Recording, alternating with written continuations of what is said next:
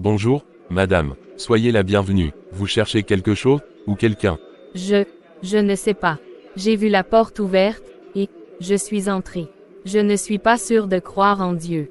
Vous savez, cette porte est toujours ouverte, pour ceux qui croient, et pour ceux qui cherchent. Peut-être que ce n'est pas un hasard si vous êtes ici aujourd'hui. J'ai tout perdu. Mon travail, ma maison, même ma famille, je n'ai plus rien. Parfois, lorsque nous touchons le fond, c'est là que nous découvrons que Dieu peut être notre seul appui. Parlez-moi, si vous le souhaitez. Je ne sais pas comment parler à Dieu, ni même s'il m'écoute. Il vous écoute déjà, dans chaque larme, chaque souffle. Parler à Dieu, c'est comme ouvrir votre cœur à un ami. Voulez-vous que je prie avec vous? Seigneur, accueille cette âme en quête de paix. Montre-lui qu'elle n'est pas seule, et qu'en toi, il y a toujours un espoir, même dans les moments les plus sombres. Amen. Amen. Merci. Peut-être que je reviendrai. Vous serez toujours la bienvenue ici, Adèle. Frères et sœurs, le pardon est au cœur du message de l'Évangile. Jésus a dit, si vous pardonnez aux autres leurs offenses, votre Père Céleste vous pardonnera aussi. Mais parfois, le plus grand obstacle n'est pas de pardonner aux autres. C'est de croire que nous-mêmes, avec tous nos péchés, pouvons être pardonnés. Peut-être que vous vous dites, mon passé est trop sombre, mes fautes sont trop grandes. Mais je vous le dis, il n'y a aucun péché trop grand pour la grâce de Dieu. Si seulement c'était vrai. Pensez à l'histoire du fils prodigue. Ce jeune homme a tout gaspillé, mené une vie de débauche, et pourtant, son père l'a accueilli avec des bras ouverts. Dieu fait de même pour chacun de nous. Il n'attend pas que vous soyez parfaits, il attend juste que vous reveniez à lui. Si vous entendez aujourd'hui la voix de Dieu, n'endurcissez pas votre cœur. Laissez-le vous transformer. Seigneur, si tu existes vraiment, si tu peux pardonner quelqu'un comme moi, alors montre-moi le chemin. Bonjour, excusez-moi, je ne voulais pas vous déranger. Pas du tout, vous ne me dérangez pas. Vous voulez vous asseoir. Merci, je vous ai vu plusieurs fois ici, toujours avec ce livre. C'est une Bible, n'est-ce pas? Oui, c'est la parole de Dieu. Je trouve tellement de réconfort et de réponses en elle. Des réponses? J'aimerais bien en trouver. Vous avez l'air préoccupé. Vous voulez en parler. Vous savez, de l'extérieur, ma vie semble parfaite. Une belle maison, une voiture luxueuse, des voyages partout dans le monde. Mais à l'intérieur, je me sens vide. Rien de tout ça ne me rend vraiment heureuse. Parfois, ce que nous possédons ne peut pas combler ce que notre âme recherche. Je crois qu'elle recherche Dieu. Nous avons tous un vide que seule sa présence peut remplir. Mais comment pourrais-je croire en un Dieu que je ne vois pas? Parfois, ce n'est pas une question de voir, mais de ressentir. Quand j'ai commencé à prier, à lire la Bible, j'ai découvert une paix que rien dans ce monde ne pouvait m'apporter. Et si je voulais essayer, par où commencer? Commencez par parler à Dieu, comme à un ami. Dites-lui ce que vous ressentez. Et si vous voulez, je peux vous prêter une Bible pour explorer par vous-même. Merci, peut-être que c'est ce qu'il me manque, quelque chose de plus grand que moi. Encore en train d'écrire dans ton livre magique, Eliana. Tu prends des notes pour Dieu? Fais gaffe, Caroline, elle va peut-être prier pour que tu sois frappé par la foudre. Vous savez, prier, ce n'est pas pour demander que du mal arrive aux autres. C'est pour demander de l'aide et pour remercier. Ah oui, et tu remercies Dieu pourquoi? Pour ce boulot où tu es sous-payé. Pour un monde plein de problèmes. Je le remercie parce qu'il m'a donné la paix, même au milieu des difficultés. Et ça, rien ni personne ne peut me l'enlever. Allez, Caroline, laisse-la avec ses croyances. On n'a pas tous besoin d'une béquille pour avancer dans la vie. Ce n'est pas une béquille, Thomas. C'est une force. Heureux serez-vous lorsqu'on vous insultera et qu'on vous persécutera à cause de moi. Réjouissez-vous, car votre récompense sera grande dans les cieux. Seigneur, donne-moi la force de rester fidèle à toi, même quand c'est difficile. Aide-moi à montrer ton amour à ceux qui ne te connaissent pas. Samuel, je veux comprendre. Comment peux-tu être sûr que Dieu existe? Avec tout ce qui se passe dans le monde, les guerres, les injustices, les souffrances, comment un Dieu bon pourrait-il permettre tout ça? Mathias, je comprends tes questions. Elles sont légitimes, mais laisse-moi te poser une question en retour. Si Dieu n'existait pas, comment expliquerais-tu le sens que tu cherches dans tout cela? Peut-être qu'il n'y a pas de sens. Peut-être que nous sommes simplement ici par hasard, sans raison ni but. Et pourtant, tu es ici, cherchant des réponses. Pourquoi? Parce parce que je veux croire qu'il y a quelque chose de plus. Mais je ne peux pas m'empêcher de douter. Le doute n'est pas une faiblesse, Mathias. C'est une étape. Même les plus grands croyants ont traversé des moments de doute. Mais la foi ne consiste pas à tout comprendre. Elle consiste à faire confiance, même au milieu des incertitudes. Mais si Dieu est réel, pourquoi reste-t-il si silencieux? Pourquoi ne se manifeste-t-il pas clairement? Dieu se manifeste, Mathias, mais pas toujours comme nous l'attendons. Parfois, c'est à travers un acte de gentillesse, une parole d'encouragement, ou même une conversation comme celle-ci. Regarde autour de toi et tu verras ses empreintes. Et si je ne trouve jamais ces preuves? Alors je t'encourage à continuer de chercher. Dieu dit, cherchez, et vous trouverez, frappez, et l'on vous ouvrira. Si tu cherches sincèrement, il ne te laissera pas sans réponse. Cherchez. Je suppose que c'est tout ce que je... Attention, Adèle, pose ça ici. Et merci encore pour ton aide aujourd'hui. Pas de problème. Mais je crois que je vais devoir prier pour avoir un peu plus de coordination. Regarde ces visages, Adèle. C'est pour eux que nous faisons tout ça. C'est une façon de montrer l'amour de Dieu, non seulement avec des paroles, mais avec des actes. Bonjour, monsieur. Prenez ce dont vous avez besoin. Il y a du ragoût chaud et du pain frais. Merci. Merci pour ce que vous faites. Je n'ai pas mangé un vrai repas depuis des jours. C'est un plaisir. Dieu veille sur vous, et nous sommes ici pour vous rappeler que vous n'êtes pas seuls. Voilà, les enfants, vous aimez le jus de pomme. Oui, madame. Tu vois, Adèle, ce n'est pas juste de la nourriture que nous leur donnons. C'est de l'espoir, une raison de croire qu'il y a encore du bien dans ce monde. Et c'est aussi un rappel pour nous que servir les autres, c'est servir Dieu. C'était magnifique, Noémie. Mais dis-moi, qu'est-ce qui t'a poussé à commencer tout ça? Il y a des années, j'étais à leur place. Sans rien. Mais Dieu m'a relevé, et je lui ai promis que je ferais tout ce que je pouvais pour aider les autres. C'est ma manière de lui dire merci. Et, Raphaël, ça fait longtemps, mon vieux. Alors, tu joues les hommes honnêtes maintenant. On dirait que t'as oublié tes vieux amis. J'ai changé, Victor. Cette vie, c'est terminé pour moi. Vraiment. Et tu penses que tu peux t'en sortir comme ça. On sait tous que les anciens démons reviennent toujours. Écoute, j'ai un coup facile. Pas de risque, beaucoup d'argent. T'es partant. Je ne peux pas, je ne veux pas. Ne fais pas l'idiot, Raphaël. Regarde autour de toi. Tu crois vraiment que ton Dieu va te sortir de la galère? L'argent, c'est la seule chose qui compte. Tu as tort. L'argent m'a détruit, tout comme cette vie. Mais Dieu m'a donné une seconde chance, et je ne vais pas la gâcher. Une seconde chance. Pauvre de toi, tu te prives pour un fantôme. Ce n'est pas un fantôme, Victor. C'est une force qui m'a permis de me relever. Et tu sais quoi, je prie pour que tu trouves cette même force un jour. Tu fais ce que tu veux, mon gars. Mais quand tu te rendras compte que tu fais fausse route, tu sauras où me trouver. Seigneur, je me sens faible. Mais je sais que tu es avec moi. Aide-moi à rester ferme, à ne pas céder à la tentation. Seigneur, je t'en supplie, guéris mon frère. Les médecins disent qu'il n'a plus d'espoir, mais je sais que rien n'est impossible pour toi. Montre-nous ton amour et ta puissance, Seigneur.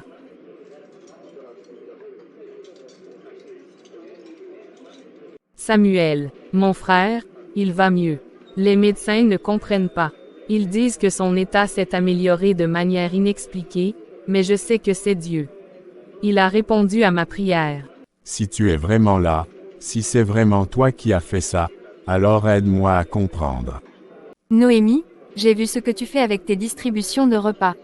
Ce n'est pas juste admirable, c'est inspirant.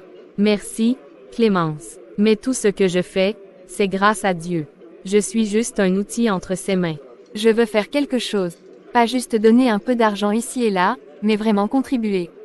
Aider comme toi. C'est merveilleux, Clémence. Mais je dois te prévenir, ce genre de travail demande plus qu'un simple financement. Ça demande du cœur, du temps, et parfois même des sacrifices. Je suis prête. J'ai réalisé que ma richesse n'a aucune valeur si elle ne sert pas à quelque chose de plus grand. Très bien, j'ai une idée. Nous pourrions créer une structure plus stable pour aider les défavorisés. Pas seulement des repas, mais aussi des ateliers pour apprendre des compétences, trouver des emplois, ou même juste un espace pour se sentir en sécurité. Ça me plaît. Combien de fonds pensez-vous que cela nécessiterait? Pour un démarrage, peut-être une petite salle dans le quartier, quelques bénévoles, et les fournitures de base. Considère que c'est fait. Je vais m'assurer que tout ce dont tu as besoin soit couvert. Mais je veux être impliqué aussi, pas seulement écrire des chèques.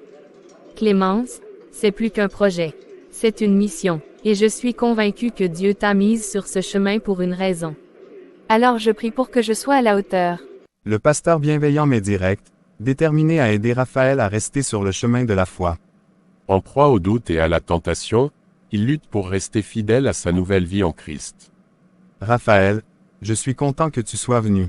J'ai remarqué que tu semblais distant ces derniers temps. Que se passe-t-il? Je ne sais pas si je peux continuer, Samuel. Cette vie en Christ, c'est trop dur. Mon passé me hante, et les tentations me semblent insurmontables. Je comprends, Raphaël, mais sache que tu n'es pas seul dans ce combat. Même les plus grands serviteurs de Dieu ont connu des moments de doute et de faiblesse. Alors pourquoi Dieu ne me rend-il pas plus fort? Pourquoi est-ce que je me sens si faible face à tout ça? Écoute ceci. Ma grâce te suffit, car ma puissance s'accomplit dans la faiblesse. Raphaël, Dieu ne t'a jamais promis une vie sans épreuve. Mais il a promis d'être avec toi à chaque étape. Mais j'ai peur d'échouer. J'ai peur de retourner à mon ancienne vie. La peur est normale, mais ne la laisse pas te contrôler. Regarde Philippiens 1/6. Celui qui a commencé en vous une œuvre bonne la rendra parfaite pour le jour de Jésus-Christ. Si tu es ici, c'est parce que Dieu a déjà commencé une œuvre en toi. Et il ne te laissera pas tomber. Tu as déjà fait un pas énorme en tournant le dos à ton ancienne vie. La tentation est une épreuve, mais c'est aussi une opportunité de montrer ta foi. Chaque fois que tu choisis Christ, tu deviens plus fort. Mais si je tombe? Alors tu te relèves. La Bible dit que « le juste tombe 7 fois, mais il se relève toujours » Proverbe 24h16. Ce n'est pas la chute qui te définit, Raphaël, mais ta volonté de te relever avec l'aide de Dieu. Seigneur, nous te confions Raphaël aujourd'hui. Fortifie-le face à ses luttes et rappelle-lui que ta grâce est suffisante. Aide-le à résister aux tentations et à se rappeler que son identité est en toi, et non dans son passé. Remplis son cœur de paix et d'assurance. Amen. Bonjour tout le monde. Vous allez bien? Eliana, on doit te parler. Bien sûr. Qu'est-ce qui se passe? Écoute, on a remarqué que, ces derniers temps, tu ne parles que de ta foi, de Dieu, et de tes histoires d'église. Franchement, ça devient gênant. Je suis désolée si cela vous dérange, mais c'est important pour moi. Ma foi fait partie de qui je suis. C'est vrai que tu es différente, Eliana. On n'a plus vraiment les mêmes conversations qu'avant. Oui, et parfois, on se sent un peu jugé, même si tu ne le dis pas directement. Ce n'est pas mon intention de vous juger. Je partage juste ce qui me tient à cœur, comme on le fait tous ici. Eh bien, peut-être que ce n'est plus le bon endroit pour toi, alors. On préfère rester entre nous, sans avoir à écouter tes sermons à chaque fois. Je comprends, si ma foi vous met mal à l'aise, je préfère ne pas insister. Mais sachez que je continuerai à prier pour vous tous. Fais ce que tu veux, mais il vaut mieux qu'on arrête de se voir pour un moment. Heureux ceux qui sont persécutés pour la justice, car le royaume des cieux est à eux. Seigneur, donne-moi la force de rester fidèle à toi, même quand je suis rejeté. Qu'est-ce que c'était, cette Bible? Samuel me l'a donnée. Peut-être que, Matthieu 7 verset 7 demandez, et l'on vous donnera, cherchez, et vous trouverez frappez, et l'on vous ouvrira. Cherche, et tu trouveras. C'est exactement ce que disait cette voix dans mon rêve. Et si tout cela était vrai, et si Dieu essayait vraiment de me parler, au commencement était la parole, et la parole était avec Dieu, et la parole était Dieu. C'est profond, tellement différent de tout ce que j'ai lu jusqu'ici. Peut-être qu'il est temps d'arrêter de débattre et de commencer à chercher, vraiment chercher. Eliana, tu sembles préoccupée. Veux-tu m'en parler? C'est difficile, Adèle. Mes amis m'ont rejeté parce que je parle trop de ma foi. Je me sens seule, incomprise. Je comprends. Ce n'est jamais facile d'être rejeté pour ce que l'on croit. Mais tu sais, tu n'es pas seule. Comment fais-tu, Adèle? Comment gardes-tu la foi malgré tout? Tu sais, il y a quelques années, j'ai traversé une période similaire. J'ai perdu mon emploi parce que je refusais de compromettre mes valeurs chrétiennes. Mes collègues se moquaient de moi, et même certains membres de ma famille ne comprenaient pas pourquoi je tenais tant à ma foi. Comment as-tu tenu bon? Je me suis appuyé sur Dieu, Eliana. Je me suis rappelé de ce que Jésus a dit dans Jean 15h18. Si le monde vous hait, sachez qu'il m'a haï avant vous. Cela m'a donné la force de continuer, de ne pas me sentir seule dans mes épreuves. Eliana, souviens-toi que Dieu voit tout ce que tu traverses. Il t'a choisi pour être sa lumière, même quand cela semble difficile. Ne laisse pas les paroles des autres éteindre ta flamme. Merci, Adèle. Tes paroles me réconfortent. Prions ensemble, veux-tu, Seigneur, merci pour Eliana et son cœur dévoué. Donne-lui la force de persévérer et rappelle-lui qu'elle n'est jamais seule. Aide-la à briller pour toi, même dans l'adversité. Amen. Amen. Merci, Adèle. Je sens que je peux continuer maintenant. Raphaël, que fais-tu ici? François, merci d'être venu. Je sais que tu n'avais aucune raison de le faire. François, je suis ici pour te demander pardon. Je sais ce que je t'ai fait, ce que je t'ai pris. J'ai brisé ta confiance, et je sais que mes actes ont laissé des cicatrices. Depuis que j'ai donné ma vie à Christ, je ne peux plus fuir la vérité. J'ai fait du mal à des gens comme toi, et je veux faire tout ce qui est en mon pouvoir pour réparer ce que j'ai détruit.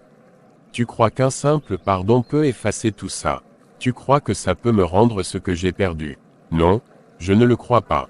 Mais je veux essayer de faire ce qui est juste. Je sais que je ne mérite pas ton pardon, mais je te demande de m'écouter. Je ne sais pas si je peux te pardonner tout de suite, mais je vois que tu es sincère. Merci, François. C'est tout ce que je demande, une chance de commencer à réparer. Si tu es sérieux à ce sujet, prouve-le. Fais du bien autour de toi. Aide ceux que tu as blessés. Je le ferai. Avec l'aide de Dieu, je le ferai. Raphaël, merci d'avoir eu le courage de venir. Samuel, j'ai lu et relu les Écritures que tu m'as conseillées. Je ressens une paix que je n'avais jamais connue, mais aussi une sorte de peur. La peur est normale, Clémence. S'engager envers Dieu demande de laisser derrière soi ce qui était autrefois confortable, mais il te promet une vie nouvelle et abondante. Une partie de moi se demande si je suis prête. Et si je faisais marche arrière? C'est justement là que la foi entre en jeu. Le baptême n'est pas une déclaration de perfection, mais un acte d'obéissance. Il montre que tu acceptes de marcher avec Christ, malgré tes imperfections. Mais Samuel, pourquoi le baptême est-il si important? Ne puis-je pas simplement croire en silence? Croire est essentiel, mais le baptême est une étape publique, une déclaration que tu appartiens désormais à Christ. C'est aussi un symbole, l'eau représente la purification de tes péchés et une renaissance spirituelle. Repentez-vous, et que chacun de vous soit baptisé au nom de Jésus-Christ pour le pardon de vos péchés, et vous recevrez le don du Saint-Esprit. Acte 2 verset 38. Alors, c'est un acte de foi, même si je ne comprends pas tout. Exactement, et souviens-toi, personne ne comprend tout au début. C'est un cheminement. Je veux le faire, Samuel. Je veux être baptisé et suivre Christ, peu importe les défis. Gloire à Dieu, Clémence. C'est une décision magnifique. Nous organiserons ton baptême dès que tu te sentiras prête. Je pense que je suis prête maintenant. Bienvenue dans la famille de Dieu, Clémence. Merci, Samuel. Merci. Bienvenue à tous. Nous sommes tellement heureuses de vous voir ici aujourd'hui. Ce que nous faisons ici, c'est plus qu'un simple atelier. C'est une occasion de découvrir vos talents et d'apprendre à construire quelque chose qui compte. Et qui sait, peut-être que certaines de ces compétences vous ouvriront des portes pour l'avenir. Nous avons prévu plusieurs activités aujourd'hui: menuiserie, couture, création de CV et même une initiation à la programmation informatique. L'idée est de vous donner des outils pratiques, mais surtout de vous montrer que chacun de vous a de la valeur et un potentiel incroyable. Mais, pourquoi vous faites ça? Qu'est-ce que vous y gagnez? Parce que notre foi nous pousse à agir. Jésus nous a appris à aimer notre prochain et à servir les autres sans attendre quelque chose en retour. Et voir vos réussites, c'est notre plus grande récompense. Ce que vous faites aujourd'hui est plus qu'apprendre une compétence. Vous construisez votre confiance, et cela peut vous emmener loin. N'oubliez jamais, vous êtes capable de grandes choses. Et si vous doutez de vous, souvenez-vous que Dieu voit en vous un trésor. Ne sous-estimez jamais votre potentiel. Merci, Madame. Je n'avais jamais pensé que je pouvais réussir quelque chose de mes mains, mais aujourd'hui, je me sens différent. C'est juste le début. Continue à croire en toi, et tu verras où cela te mènera. Mes frères et sœurs, aujourd'hui, nous sommes témoins d'un moment extraordinaire. Clémence et Mathias ont décidé de suivre Christ et de proclamer leur foi à travers le baptême. Oui, je dédie ma vie à Jésus. Mathias, toi qui cherchais des réponses dans le doute et la réflexion, tu as trouvé la vérité dans la parole de Dieu. Oui, Jésus est la vérité, le chemin et la vie. Clémence, sur la confession de ta foi, je te baptise au nom du Père, du Fils et du Saint-Esprit. Mathias, sur la confession de ta foi, je te baptise au nom du Père, du Fils et du Saint-Esprit. Seigneur, merci pour Clémence et Mathias. Fortifie leur foi et guide-les dans leur marche avec toi. Qu'ils soient des lumières dans ce monde et qu'ils trouvent toujours refuge en toi. Amen. Mes amis, aujourd'hui est un jour spécial. Nous célébrons non seulement le baptême de Clémence et Mathias, mais aussi leur entrée dans notre grande famille en Christ. Avant de commencer cette fête, je vais donner la parole à Clémence et Mathias. Je ne sais pas comment exprimer ma gratitude. Aujourd'hui, je ressens une joie que je n'ai jamais connue. Merci à chacun d'entre vous pour votre amour et votre accueil. Vous êtes devenus ma famille. Pendant longtemps, j'ai cherché des réponses ailleurs. Mais ici, j'ai trouvé la vérité et une paix que je n'avais jamais connue. Merci pour vos prières et votre patience. Je suis honoré de marcher désormais avec vous dans la foi. Seigneur, merci pour cette journée de joie et de célébration. Merci pour Clémence et Mathias, pour leur foi et leur engagement. Nous te prions de continuer à les guider et à les bénir dans leur marche avec toi. Amen. Raphaël, rappelle-toi que Dieu t'a déjà pardonné. Maintenant, tu fais un pas de foi pour chercher la réconciliation. Et s'il ne peut pas me pardonner? Le pardon est un chemin difficile, mais sois sincère, et laisse le reste entre les mains de Dieu. Esteban, je te remercie d'être venu. Je sais que je n'ai aucun droit de demander quoi que ce soit après ce que je t'ai fait, mais je suis là aujourd'hui pour te demander pardon. Tu m'as volé bien plus que des objets, Raphaël.